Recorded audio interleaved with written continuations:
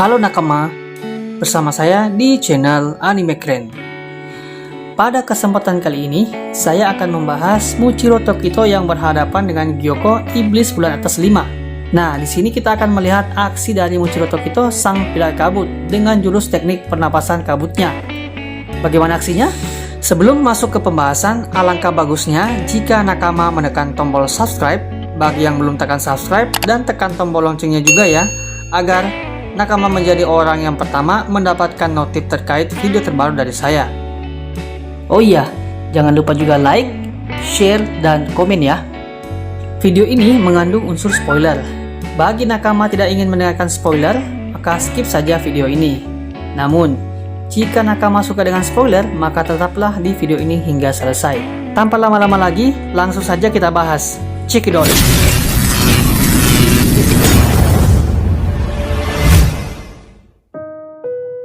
Setelah Muchiro Tokito dihempas dari serangan salah satu klon Hatengu Iblis Bulan Atas keempat, dia pun mendarat tepat di mana Gyoko Iblis Bulan Atas 5 berada.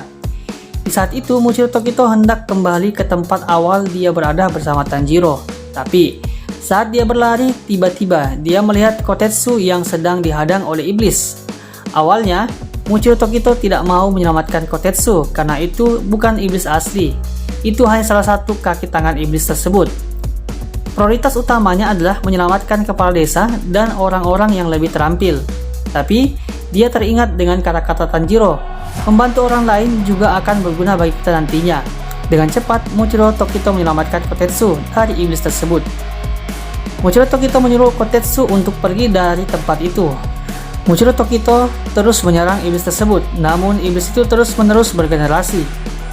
Muchiro Tokito kemudian mencoba menyerang Gucci yang berada di dekat iblis tersebut, dan ternyata itu berhasil mengalahkan iblis itu.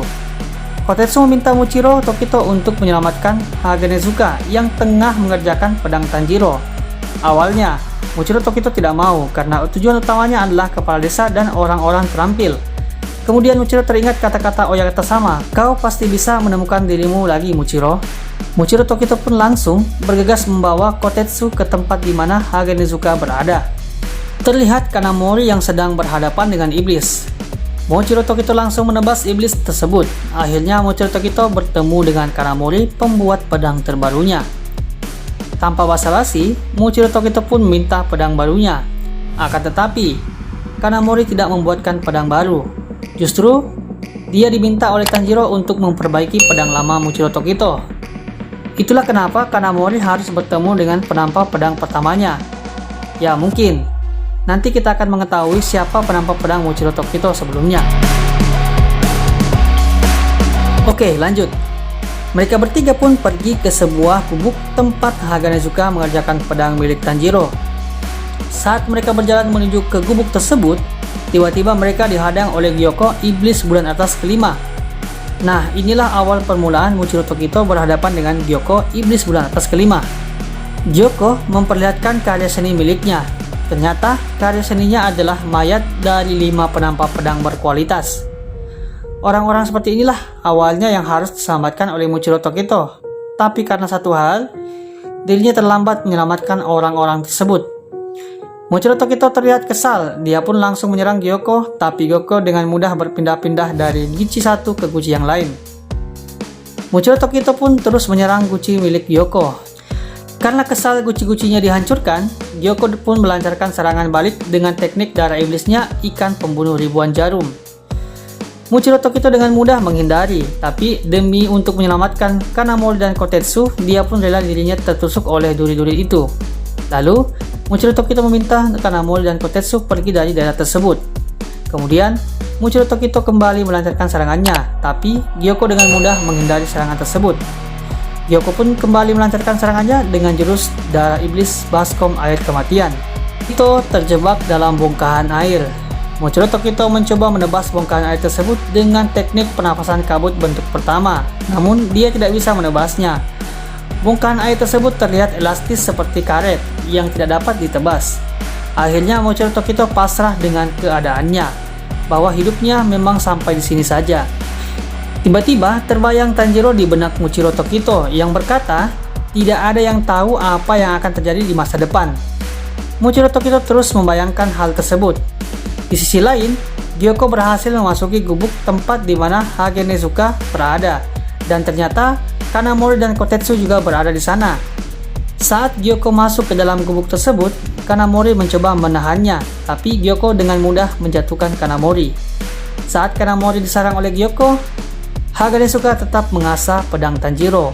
Gyoko menyerang Hage Nezuka, namun Hage Nezuka tetap terus mengasah pedang itu, walaupun dirinya berlumuran darah. Kotetsu berlari ke arah Muchiro Tokito untuk menyelamatkannya. Kotetsu langsung menusuk gumpalan air tersebut dan berhasil menyelamatkan Muchiro Tokito. Kotetsu meminta Muchiro Tokito untuk menyelamatkan Hage Nezuka dan Kanamori. Muchiro pun beranjak pergi ke gubuk tersebut. Tiba-tiba, di dahi dan pipi Muchiro muncul mark Demon Slayer bersamaan kekuatan yang besar. Di gubuk, Gyoko terus menyerang Hage Nezuka hingga mata Hage Nezuka diregut olehnya. Tapi tetap saja, Hage Nezuka terus mengasah pedang itu. Tiba-tiba, Muchiro muncul dan melancarkan serangannya. Gyoko terlihat kaget melihat mark Demon Slayer yang muncul pada Muchiro Tokito. Tak berpikir panjang, Muchiro Tokito pun mulai menyerang lagi. Gyoko membalas serangan dengan darah iblis neraka Guchi Gurita. Dengan serangan tersebut, gubuk pun hancur, tapi Hage Nezuka tetap mengasah pedang tersebut. Gyoko berhasil menangkap Muchiro Tokito dan Kanamori. Akan tetapi secara tiba-tiba, gurita milik Gyoko tertebas. Ternyata, Muchiro menebasnya dengan menggunakan pedang yang telah diperbaiki oleh Kanamori. Nah, di sini kita akan mengetahui siapa penampak pedang pertama Muchiro Tokito. Kita akan benar-benar diperlihatkan penampak pedang pertama Muchiro Tokito. Muchiro Tokito pun kembali melancarkan serangan dengan teknik pernapasan kabut bentuk kelima. Tapi, Gyoko berhasil berpindah ke Guchi lainnya. Lalu, Gyoko kembali melancarkan serangannya dengan jurus darah iblis 10.000 ikan terbang. Muchiro membalasnya dengan teknik pernapasan bentuk ke-6 dan melanjutkan dengan serangan pernapasan bentuk ketiga. Dari serangan tersebut, Muchiro berhasil memenggal kepala Gyoko. Akan tetapi, Gyoko berhasil dengan cepat berganti kulit. Gyoko menunjukkan wujud aslinya. Gyoko pun langsung melancarkan serangannya. Akan tetapi, Muchiro Tokito berhasil menghindar. Lalu, Muchiro berkata, "Kau boleh terlihat mencolok sesukamu. Itu semua sia-sia jika kau tidak bisa menyentuhku." Mendengarkan hal itu, Gyoko kesal dan terus-menerus melancarkan serangannya. Tapi, Muchiro dengan mudah menangkis semua serangan Gyoko. Muchiro menyelimuti kabut di sekitar Gyoko, sehingga Gyoko kesulitan menyerang. Muchiro pun menyerang Gyoko dengan teknik pernapasan bentuk ke-7. Tanpa disadari, kepala Gyoko terpenggal.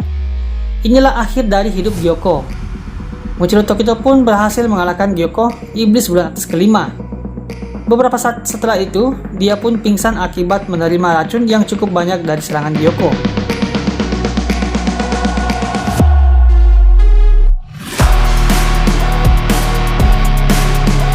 Nah, itulah penjelasan terkait Muchiro Tokito yang bertarung dengan Gyoko iblis bulan atas kelima dan berhasil mengalahkan iblis bulan atas kelima sendirian.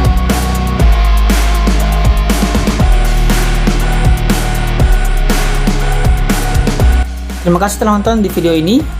Jangan lupa like, subscribe, dan tekan juga loncengnya.